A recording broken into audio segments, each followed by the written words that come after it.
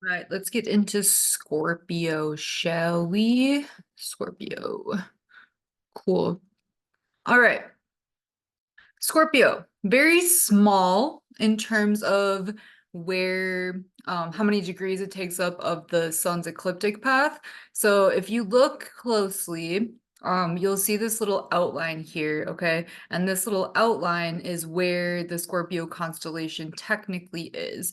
I did include like up to 10 degrees here, which is in alignment with this last star. But, you know, take it or leave it. Again, this can be kind of seen as a cusp energy into Ophiuchus energy anyway. So, but something that's interesting is that, so for example, if the sun were like right here in alignment with Ophiuchus, it would still be in alignment with Scorpio, just different stars of Scorpio. So typically people with Ophiuchus placements are going to have Scorpio alignments. So I do think that's why the energies are very similar, or a lot of overlap, at least when it comes to star alignment. So just because you have Ophiuchus placements doesn't mean they aren't in alignment with Scorpio. And same thing, even if you have Scorpio placements, it doesn't mean it's not in alignment with some Ophiuchus stars too. So with that being said, let's get into Scorpio. So the actual name of the Scorpio constellation is Scorpius, which I think is interesting that we don't call it that. But same thing with Capricorn, like Capricornus. So, you know, everything has its own different place and name. All right, Scorpio mythology. Let me move this quickly. I don't think you can see this, but I can see this. All right. So, Scorpio mythology. The original Scorpio story is that this is the scorpion that stung and killed Orion. So, if you remember back to that story, Orion, was basically killing all of the animals, and with that, like, to prove he was the greatest hunter, and the gods were like, probably chill out, right? Like, chill out a little bit there, Orion. So they sent in this Scorpio to kill Orion, and so the Scorpio is across the sky from Orion. Orion is pretty much between Taurus and Gemini, when if you want to look at like the sun's ecliptic path. And Orion then is said to be fleeing the scorpion as it sets. So as Orion is setting in the sky, Scorpio rises in the sky. Again, they're opposing energies in the opposite side of the sky. So like as in Orion is fleeing from the scorpion because it's going underground, whereas Scorpio rises. All right. So the gods sent in this scorpion to kill Orion, and Scorpio used to be a lot larger.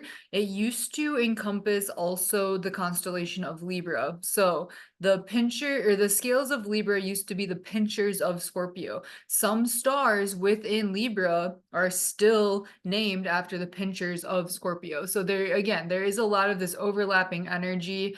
At one point, they were the same energies, and then throughout time, throughout evolution, throughout different stories, throughout different, honestly, like mythology or alien events, we see changes. And that's why it's so interesting to like keep adapting along with changes that are made, right? Because not everything is the same as it once was, nor will it be the same in the future. And that's just part of life and part of how things shift and move.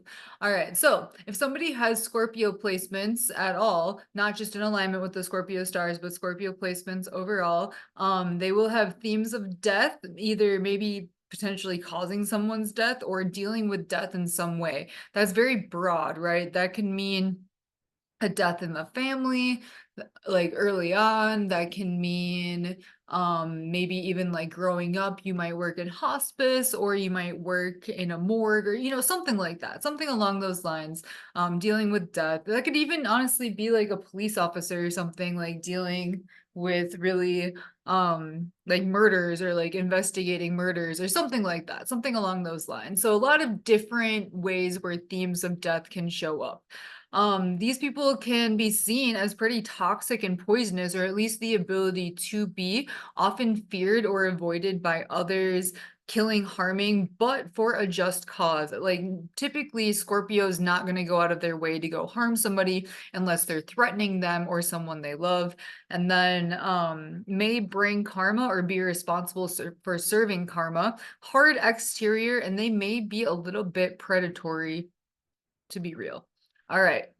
So the first star alignment we have when it comes to Scorpio energy, we're going to look at Draco. So we already talked about Draco a little bit, but again, Draco encompasses a large portion of the northern sky. And with that being said, it is going to then have alignments with a lot of different zodiac constellations. So if somebody has 9 degrees Scorpio, they're also going to have an alignment with Theta Draconis in Draco. Draco mythology. Draco, again, if you've seen these, feel free to skip ahead. It's going to be the same information on all of them. So I think that with Scorpio energy, there's only like 1 or 2 new constellations we're bringing in. So a lot of this is going to be a repeat of Libra energy, but you know, take in what you want. I do say slightly different things on each of them, so you might learn something new, because I never know what's coming out of my face until it comes out. And then it's like, oh, here we are. All right. So accounts of Draco being the dragon constellation go all the way back to the Babylonians. So very, very old constellation. The great dragon of the north, it is seen as, within Greek mythology, this dragon is Ladon, who is a 100-headed dragon that Hera employed essentially to guard the gardens of the Hesperides, which during that time, that's where the golden apples were held, and they needed to be protected at all costs, apparently. So during Hercules's 12 labors, he was told to go get the golden apples, and he had to slay or kill Ladon in order to do it, slaying dragons. So he used the poison he got. Hercules used the poison he got from when he killed Hydra. Her blood was very venomous, very poisonous, so he created poisonous arrows with that blood, which then he was able to kill Ladon with so he could get the apples. Again, Hercules' story is kind of interesting. Like, I don't think he would have killed half of these beings or beasts if he didn't have to, but that was what his path was at that time.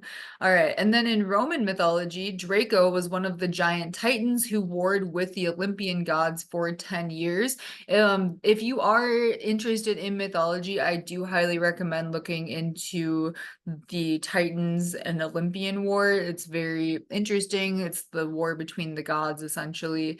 Yeah, it's a trip. It's a trip of a story. So highly recommend looking into that if you are interested. And then Minerva, who is the Roman equivalent of Athena, same soul, different civilization. She threw Draco into the sky, where it then froze around the North Pole. All right. So what can we take away from this astrologically then? From this archetype, this person, if you have a placement, a Draco placement, you may just take up a lot of space in general. That could be your personality being very big. That could be you physically being like a large, tall person, or a big, you know, wide person, whatever it means for you. That's great. Or whoever you're working with. These people are usually guardians and protectors. They will fight to the death. They have no problem fighting to the death. Like, I'm not going to say they don't have like a will to live, because I do think they do, but more so they just aren't afraid of death, which is not really people you want to mess with, right? If you're not like, yeah, you get it. So these people might feel a little bit stuck or frozen in one spot or mindset. They don't just fight for no reason. Typically there is a very just cause for this, and they may possess very hidden knowledge ancestrally, and these people can be a little bit chaotic and very, very challenging to beat when it comes to battle. So do not get in fights with these people unless you have to, essentially. All right, if you have 2 or 3 degrees Scorpio, you will also have alignments to Corona Borealis.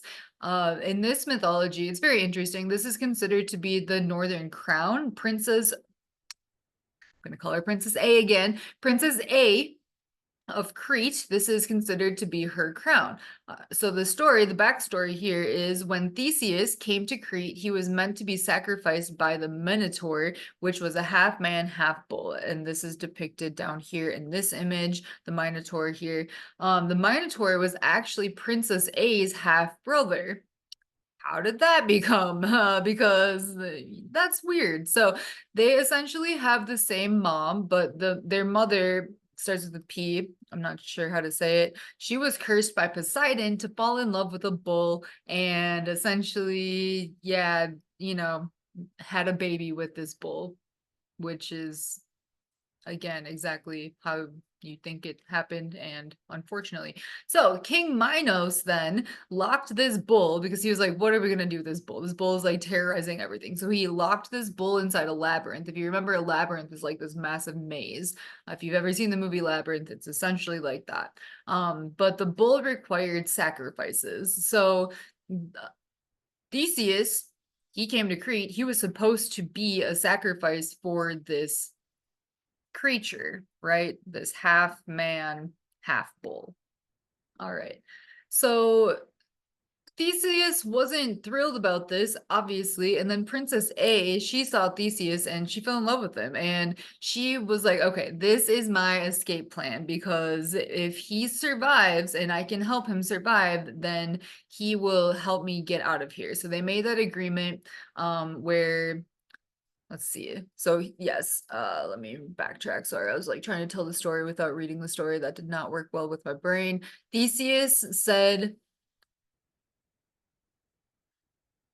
okay, so she promised to help him not die with the Minotaur if he helped her escape Crete when he got out of the labyrinth, essentially. So Theseus agreed, and Princess A gave him a long ball of thread so he could find his way back out, because without that, he would just get lost and messed up by this Minotaur.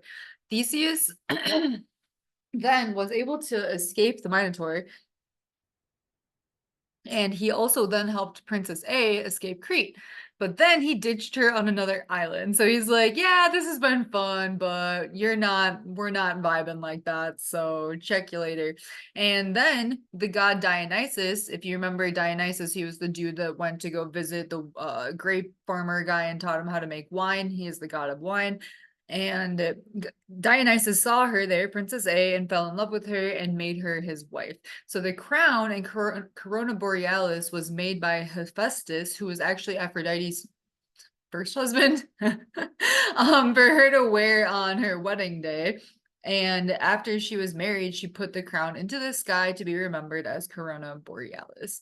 All right, additional mythology. This has a lot of different astrological interpretations, actually, because it's essentially just a circle in the sky. So Arabs had this constellation Alphecca, which means broken up. Apparently, the Cheyenne called it the camp circle as it resembled their gatherings. In Australia, it was known as the Woomera or a boomerang, and the Welsh referred to this constellation as Lady Eranhood. You can click here to read about her a little bit more, but she was a Welsh goddess who had two sons and birthed them through magical means. So that's a very interesting story, actually, if you want to dive into that one.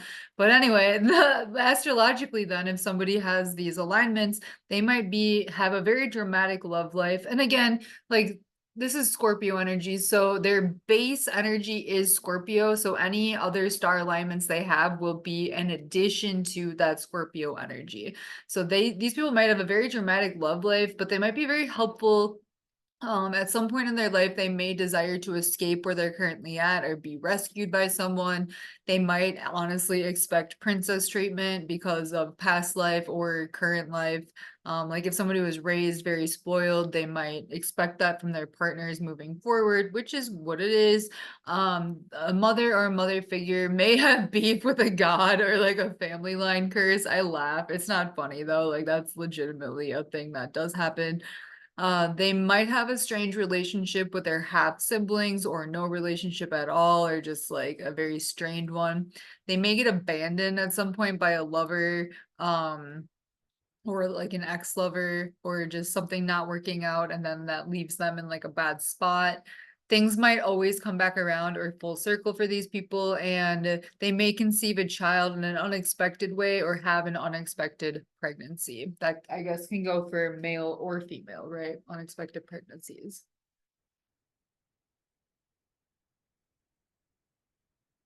Okay. Excuse me. Next up, we have the Lupus constellation. We've talked about this quite a bit. We do see this in alignment with 0 to 4 degrees in Scorpio. So, Lupus, what's Lupus all about? Lupus is the wolf or the werewolf. It is the animal that is actively being sacrificed by the centaurs or centaurus over here. The Greeks called this therium or a wild animal. The Romans had this as bestia or the beast. Babylonians, they called it the mad dog, which was a hybrid of human head and torso, legs and tails of a lion. This was also associated with the sun god or bison man. I believe that's Utu or Shamash back in Babylonian times, and even back to Sumerian times, and then also a large carnivore, a lion, wolf, or a dog. So historically, it wasn't always the wolf or the werewolf, but it was something of that nature, right? Wild animal of some sort that is being sacrificed by the centaurs. Interesting. All right. So lupus astrological interpretations. These people might end up being a target or being sacrificed for somebody by somebody for occult purposes. Typically, that's to gain power, fame, money, recognition, something of that sort. These people can be very violent, very rage-filled. They may have a family lineage of shape-shifting or skinwalkers.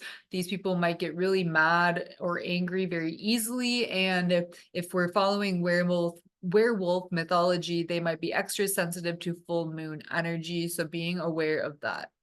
All right. Ursa Minor. This impacts Scorpio from 0 to 9 degrees, so the entirety of Scorpio.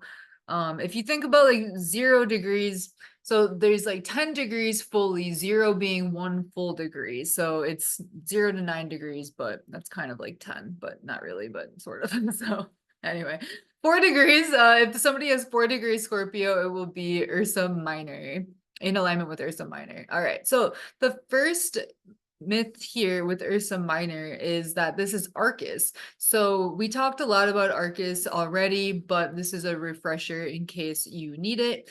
There was a nymph named Callisto who was the priestess of Artemis, who was Apollo's sister, the one that killed Orion. So again, there's 2 different Orion stories for what killed Orion. One story is that the Scorpio, or the Scorpion in Scorpio killed Orion, but then it was said that Ophiuchus or Asclepius brought Orion back to life, whereas in this story, Artemis was the one that killed Orion based on a trick by Apollo, okay? And then, so there was a nymph named Callisto. That's the important part, though. And she was a goddess of Artemis. All right, so Artemis, Callisto, part of Callisto's vow to Artemis was that she remained a virgin, so she took a vow of chastity to make her energy just more pure so that she could, give it to Artemis, essentially.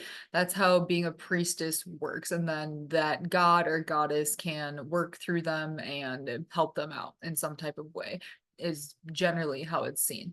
All right, so Zeus saw Callisto and fell in love with her. Shocker, as Zeus does. Callisto and Zeus ended up having a child named Arcus.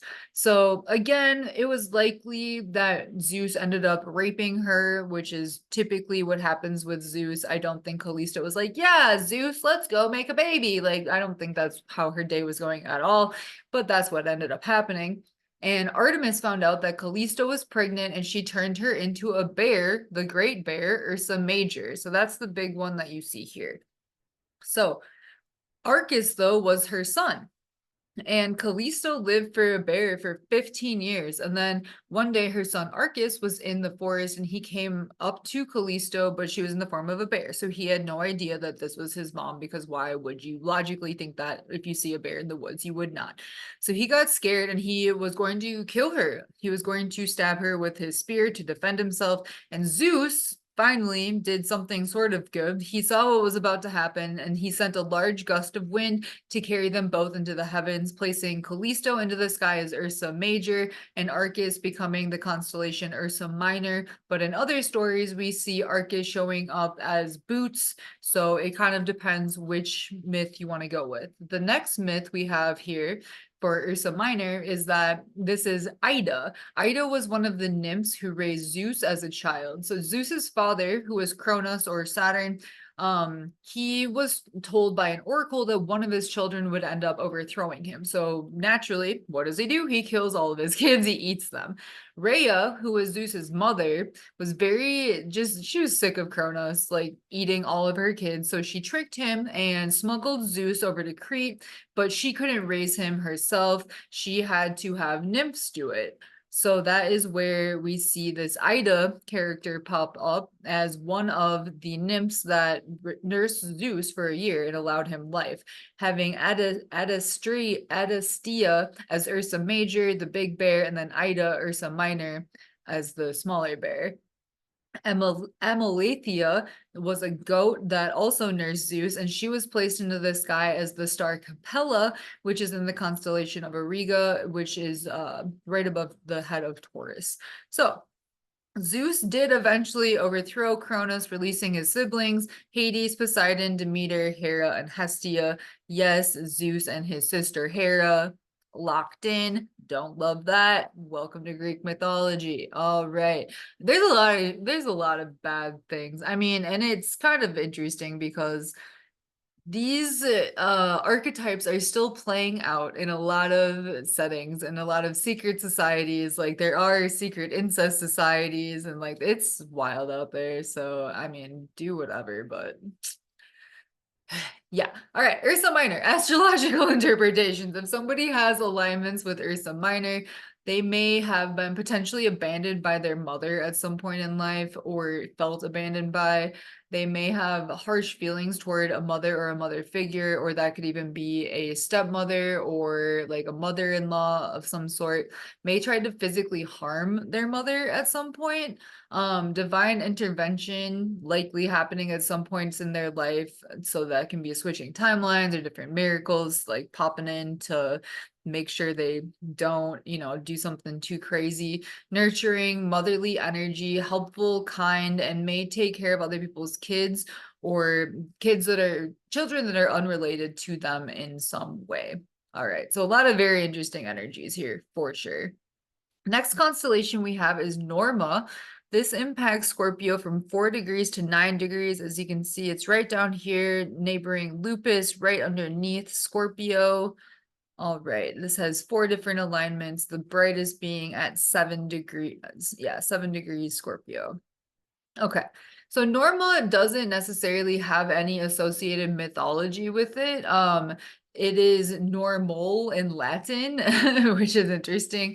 This is a carpenter's square, is what we see the symbolism as. More specifically, a framing square is used for carpentry, stairs, roofing. The longer arm here is called the blade, and then the shorter arm is called the tongue, and it measures from angle to angle. These are just, again, how this particular framing square works. Other things here, it's a level, a set square, or a ruler, okay? So astrological interpretations, these people might, if they have these placements, they might be very, very calculated, very critical, or wanting things to be perfect, very creative, hands-on, paying close attention to the aspects of Scorpio then, especially if somebody has, something in alignment with one of these 4 degrees in Scorpio. Again, Scorpio is very small. So if somebody has these specific 4 degrees within Scorpio, that is very like concentrated energy. Okay. It's very rare energy. So you'll definitely want to look at the Scorpio aspects. I do actually have a post on my Patreon about the specific Scorpio aspects and how like the degrees will aspect different constellations, because I do think that with Scorpio being so small, the aspects likely play a little bit larger of a role than they would with other zodiac constellations. At least that's my theory. Who knows? We'll find out. And then an alternate note that I just feel like I need to mention, Norma is the real name of Marilyn Monroe, Norma Jean Baker. I just couldn't help but notice that and include that in here in case that is of significance to somebody. All right. Next up, we have Hercules. Hercules takes up the entire constellation of Scorpio. We talked about him already in Libra, so same information. If you want to skip past this one, that's understandable. Let me grab some lemonade.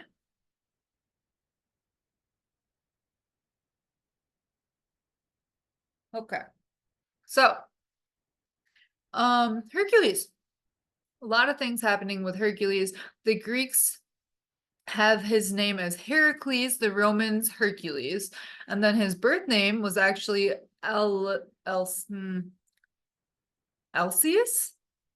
Alcides, or Alceus. That might be not how you say it, but that's how we're going with it today. All right. The constellation, let's go back. So the constellation, you see Hercules standing on the head of Draco. Remember, this is the dragon laden that Hercules killed. So we see him visually standing on the head of the dragon, Draco. All right, so Hercules was the son of Zeus and Alcmene, making him a demigod, half mortal. There's a few different stories, but Hercules ended up suckling from Hera's breast, which allowed him immortality. It was kind of a weird situation though, and Hera didn't really realize that, by having Hercules do that, she would be giving him immortality. So Hera was very enraged that she was tricked into giving her milk to Hercules, and she basically anybody that Zeus had as a child, she would like try to make their life hell, but she had it especially out for Hercules. So after this event, Hera set out to make Hercules' life as miserable as possible through any means possible, and due to the witchcraft and magic that Hera did on Hercules, he had a whole family and she made him hallucinate and that he was like being a hero killing monsters, and when he came out of this daze, essentially he realized that he had not been killing monsters, he was killing his wife and his children. So the man wakes up out of this witchcraft and realizes, oh shit, I just killed my entire family. Obviously little distraught, not really thinking very clearly at this point. So he's like, I don't know what to do. He went to the Oracle of Delphi to see how to atone for this. Like, what do I do now? Type vibes. And the Oracle told him that he was to go to, I'm not sure how to say this, Mycenae, to serve King, I'm just gonna call him King E, to serve King E for 12 years to atone for his wrongdoing. And so Hercules was like, yep, clearly I'm going there because what else am I supposed to do? I just killed my entire family and I feel terrible. So King E, Hercules rolls up to King E, and King E was like, oh crap, like this guy is really powerful, this guy is really strong. Again, he's a demigod, so kings are typically just mortal, whereas demigods have extraordinary powers. And so he saw Hercules as a threat, and he knew that Hercules may want to overthrow him at some point for a spot on the throne. So he sent Hercules on 10 missions or labors, thinking that he would for sure die in this process. Like he sent him to die on these missions. And when Hercules then completed 10 of the labors without dying, the kings sent him on 2 more, which were supposed to be literally impossible, but Hercules completed all of them, making it 12 labors altogether. Hercules. Hercules' first labor was slaying the Nemean lion, or the lion that we see depicted in Leo. So you can see in this image then, like he's wearing the skin of the Nemean lion. So then he had that power too. The second labor was destroying the water snake or dragon Hydra, which we talk about a lot. The third labor was catching Artemis. Remember Artemis, sister of Apollo, ended up killing Orion. So he had to catch Artemis's deer that had a golden horns. And fourth labor, catch a wild giant boar. Fifth labor, clean the stables of another king. basically King E sent him to do that because he thought it would, like, Hercules would be like, I'm not doing that, I'm too good for that. But he ended up doing that to Labor 6. He had to do away with a flock of vultures. Labor 7, he had to catch the Cretan bull and bring it back. Labor 8, he had to bring back the flesh-eating horses. Great.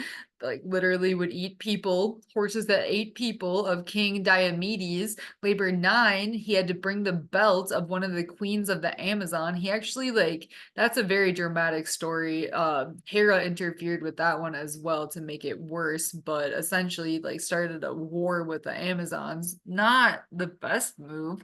Labor 10, he had to steal cattle from a monster. And then Labor 11, which you're familiar with, he had to steal the golden apples, which you can see, like, in his hands right here, from Hera's garden, which was protected by Ladon, or the Draco constellation. And then the 12th Labor, he had to go to the underworld, take Hades' dog, the three-headed dog Cerberus, from the underworld and bring it back. So Hades essentially just, like, allowed him to do that and was like, yeah, just bring the dog back later. Like, I know you're in a weird position with all of these labors.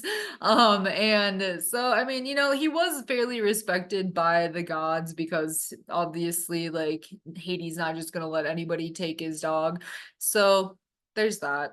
I would definitely recommend, if you are interested in Hercules mythology, this is clearly a very brief overview. Each one of these stories goes into great detail, great length, and they are very interesting. So I do highly recommend you looking into those more.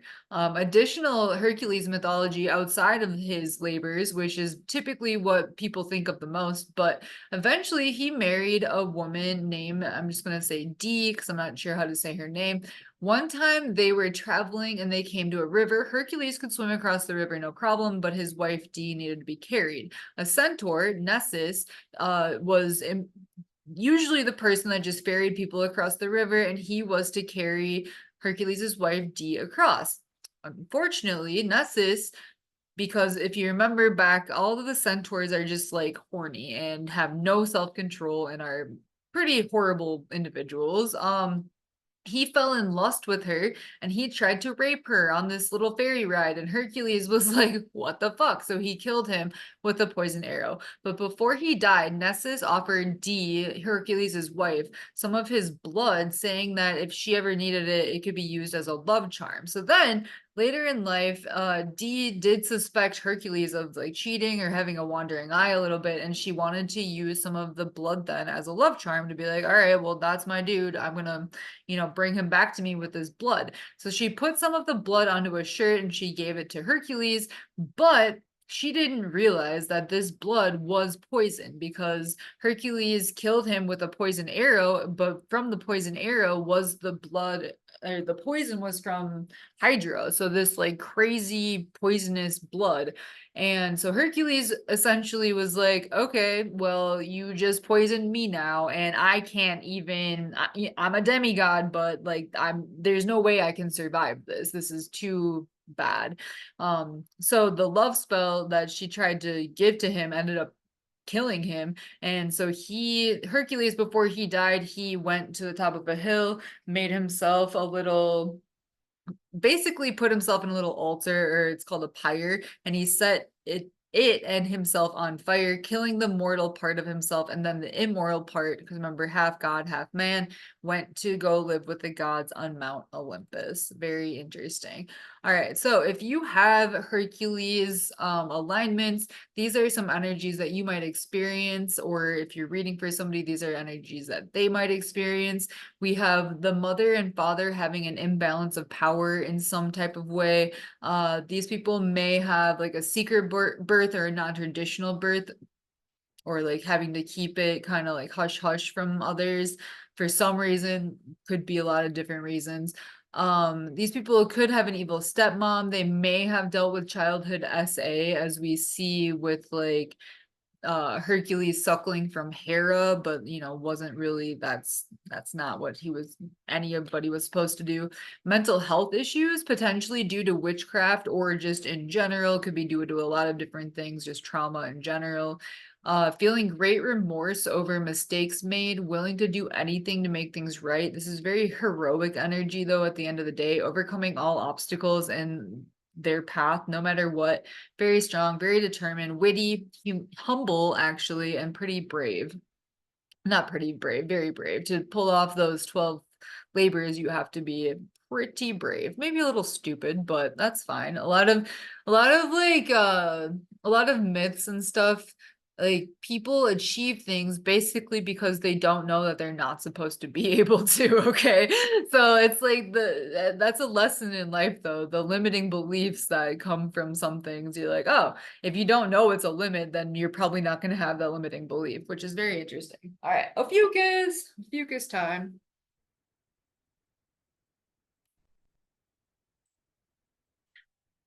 So like I was saying, just because somebody has Scorpio placements doesn't mean that they don't have alignments to Ophiuchus, because if somebody has 5 or 6 degrees in Scorpio, they're going to then have alignments to Ophiuchus, which we can see sitting on top here of Scorpio. And if you look at the sun's ecliptic path, this red line, it goes through Libra, Scorpio, Ophiuchus before hitting Sagittarius. So Ophiuchus is right between Scorpio and Sagittarius, but we'll get there later. All right, so Ophiuchus mythology. The man who is depicted within the constellation of Ophiuchus is this man named Asclepius. Asclepius, nobody knows. I mean, I'm sure somebody does, but not me. Who is known for his healing abilities. He was born to Apollo, who is a god. We talked about him quite a bit, and Coronis, who is a mortal woman, making him a hybrid or a demigod. His mother, Coronis, was actually killed by Artemis at Apollo's request after Coronis lost love interest in Apollo. So essentially she was already pregnant with Asclepius, and then Apollo realized, like, oh, she's falling out of love with me. So Artemis, will you go kill her? And Artemis did. She went to go bury her alive. I'm sorry, but not bury, burn her alive. But before that happened, they cut out Asclepius from her womb, potentially where we get C-sections from, and then killed her. So don't love that. So from a young age, then because he didn't have a mother, he was then sent to the centaur Chiron, who is the healer or the wounded healer we see in our natal charts, which we'll talk a lot more about once we talk about the Sagittarius constellation. Chiron then taught Asclepius the art of healing through herbal medicines, drugs, cupping, understanding immunity, the immune system, sound healing, Reiki, energy healing, the spiritual connection, how to like tap into all of that, and then healing through divine guidance, energy, and love overall. So Asclepius got so good at healing that he was then able to raise people from the dead or stop them from dying altogether, even if that was their fate, determined by another god. So Zeus didn't like that, because Zeus was the leader of the gods, and he was like, that's not what we're doing, guy. And because Asclepius kept saving people or stopping them from dying, Zeus decided then to kill Asclepius and put him into the sky. Tragic. Zeus. Classic Zeus. All right. So within the constellation, we see Asclepius here holding this snake, which is Serpens. So we have Serpens kaput and then Serpens cauda over here.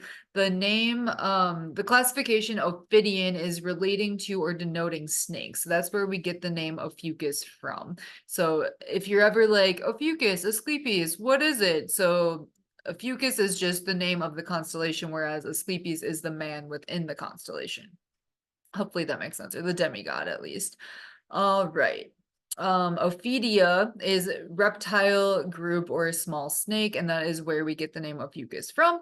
Some people within the spiritual community hold the belief that snakes are associated with spiritual growth and healing, but from my studies and what I've like looked into, it's overwhelmingly that snakes are disempowered dragons or like lower aspects of dragons, whereas dragons have a little bit more of the power and like the higher regard. A lot of people are very fearful of snakes. Again, we see him here purposely handling this snake, so it's not like he's friends with the snake. He's more like a snake charmer or a snake handler here. And then there's another story that says he killed a snake, but it was brought back to life with magical herbs brought by another snake. And that's how he learned how to revive people from death. But I do believe that he was already aware of how to do that. But, you know, everybody's got different interpretations here.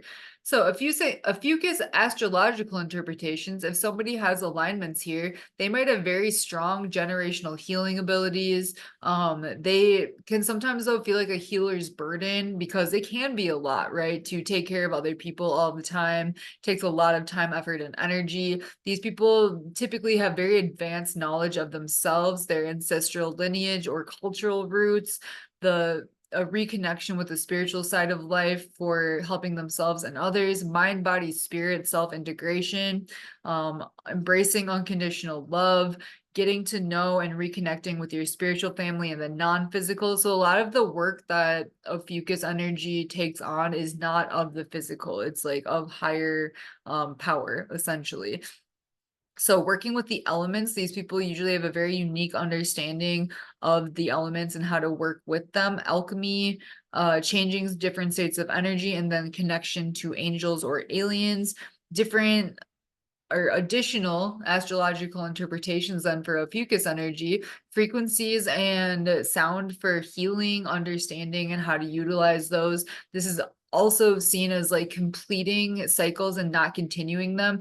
So I know like if you look, what's it called? The oberus? I don't remember exactly what it's called, but it's a snake eating its tail. So this is the opposite of that, right? It's like one side of the snake is over here, the other side is over here. The snake is not going around. It is very much ending certain cycles. So I also see this as like learning how to complete cycles before moving into Sagittarius, which is usually somebody's more like defined divine path. And then knowing your enemy, very understanding, very good at like knowing what they're up against, either spiritually, culturally, socially, and psychologically. These people have a really unique ability to see through and into people, which makes them easily able to handle manipulators without being like too impacted. They are able then also to see very clear beginnings and ends to things within their own life and how to what I write here, knowing that nothing can continue as is for eternity and helping to facilitate that change. So a lot of really interesting energies here.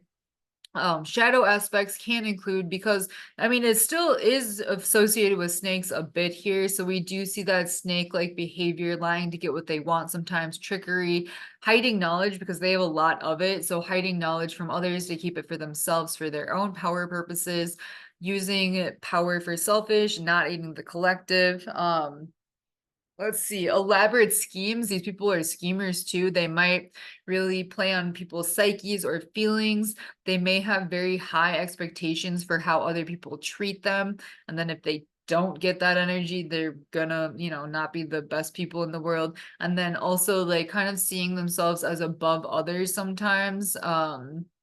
Spiritually, so that could play out in some harmful ways, and then holding others to higher standards than they even hold themselves to, and then again the purposeful withholding of information, love, or other things that somebody else might want or need to know for their own control purposes. All right. Oops. So that is Scorpio. So again, 0 to 9 degrees here, not that many degrees. So if you do have Scorpio placements or alignments, there is going to be a lot of very interesting energy here for you. So for example, if you have 4 degrees Scorpio, wow, you have 5 different, you know, like archetypes here to look into, to draw off of, to know, okay, I do have some of this energy and some of this energy and these other energies. So you're not just that Scorpio placement, you are a collection of all of these different placements then, or these alignments at 4 degrees. Okay, hopefully that makes sense. Next up, we will talk about Ophiuchus. It will be essentially what you just heard, but in a slightly different way. And then all of the associated energies with Ophiuchus. All right, cool, cool, cool.